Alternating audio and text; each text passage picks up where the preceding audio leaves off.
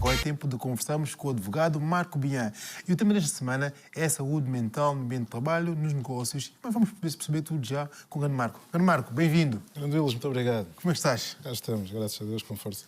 Eu acho que este tema que vamos falar aqui hoje é um tema super importante, não é? Porque muitas vezes é ignorado a saúde mental na empresa, no seu local de trabalho, nos negócios.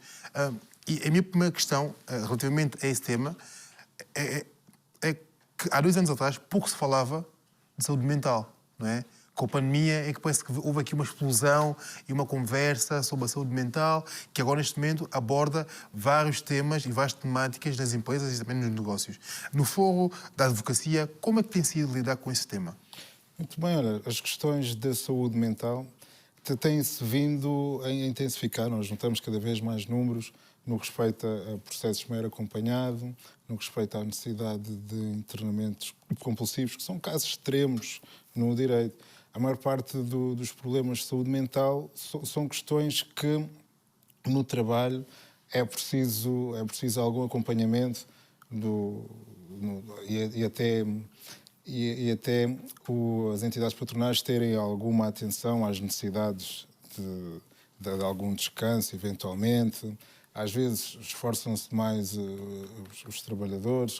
São questões aqui que se misturam e que carecem aí dessa atenção.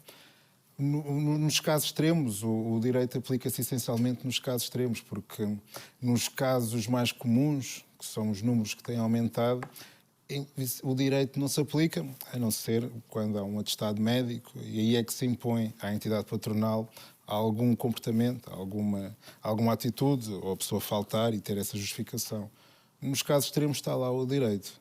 E nos casos extremos, por exemplo, quando, por força da vida, a pessoa não consegue gerir os seus próprios negócios, a sua própria pessoa, é preciso que haja alguém que a acompanhe.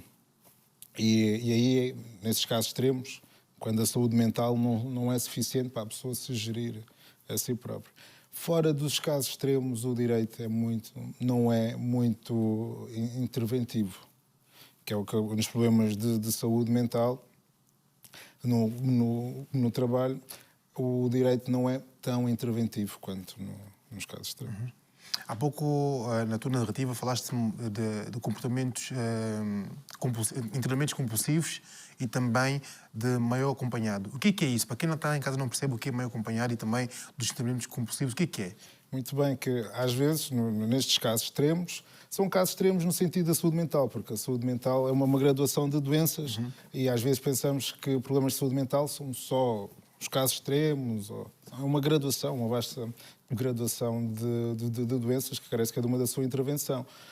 Nos casos em que a pessoa manifesta-se ao ponto de poder fazer mal a si própria, ou fazer mal a terceiros, ou mesmo destruir a propriedade de terceiros, o direito intervém, com os tais chamados internamentos compulsivos. Às vezes, quando nós próprios nos apercebemos que a pessoa precisa de alguma atenção psicológica e devia estar a tomar medicação, ou devia ser vista para esse efeito, e não se submete voluntariamente, por vezes nós temos de acionar perante as entidades competentes uma situação de internamento compulsivo. A lei prevê que um médico o faça de sua espontaneidade ou perceber-se de um problema dessa gravidade de uma pessoa, mas cada um tem o direito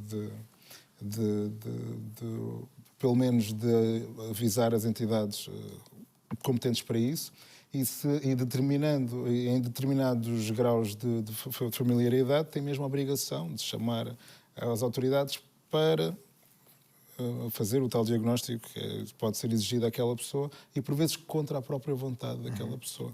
A ideia é para protegê-la.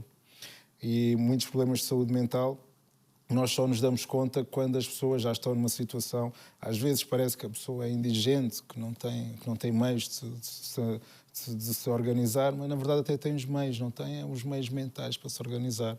E às vezes é só nessas circunstâncias muito extremas em que nos apercebemos que alguém precisa está a precisar de cuidados de saúde mental e às vezes voluntariamente ela não faz. Por isso é que fica numa situação dessas de indigência. Há outras vezes são familiares próximos que nós nos apercebemos que estão com comportamentos que já não são saudáveis e às vezes esse critério é fácil às vezes percebermos uma dor de barriga, uma dor de cabeça, às vezes é difícil perceber que aquele comportamento já não é saudável, é um comportamento patológico. Às vezes poderá não ser tão fácil. E às vezes o próprio, devido à patologia, não se quer submeter ao tal tratamento e temos de impor. E essa é a necessidade dos internamentos compulsivos e que a lei os prevê e que atribui direitos à pessoa que está internada também. O objetivo é que ela recupere as suas capacidades para fazer a sua vida de forma saudável e livre. Mas também há muitos casos, até mesmo de experiências, não minhas, mas de pessoas que eu conheço perto de mim, em que, ao alegar que tenho alguma patologia ou sofro de saúde, não quero dizer represálias, mas o facto de eu dizer numa empresa que estou mal mentalmente, acabo por sofrer de alguma forma represálias. Não eu, mas pessoas que eu conheço. Os próprios patrões dizem, não, isso não é nada, é frescura da tua cabeça, tens de trabalhar, ponto final. Pronto, isso é uma questão cultural e quando a pessoa tem um problema, o melhor é dirigir-se a quem o ajuda a tratar-se. E às vezes a entidade patronal não é a melhor pessoa para quem se dirige em primeiro lugar. Há de ser o médico. Se o médico entender que deve haver alguma condicionante no trabalho, o médico que o escreva, que o diga de forma muito clara e que a pessoa leve ao trabalho. E os problemas de saúde mental não devem ser uma coisa que ostraciza alguém, que alguém se sinta mal.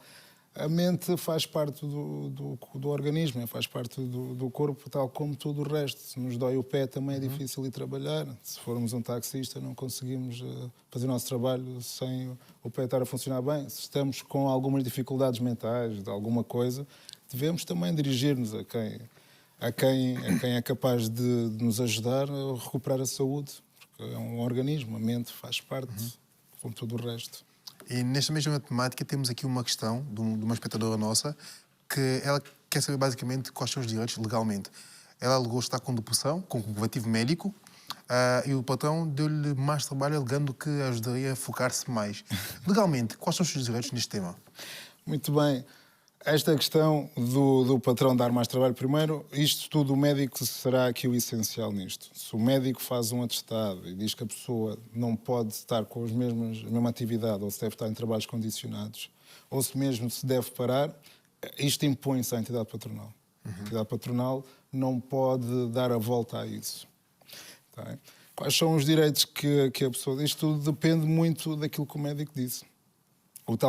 A depressão, simplesmente, o diagnóstico de depressão não é suficiente para que a entidade patronal seja obrigada a adotar um determinado comportamento. Será mesmo um atestado que diga que esta pessoa tem de ficar em trabalhos condicionados e, de certa forma, descrever o tipo de trabalhos condicionados.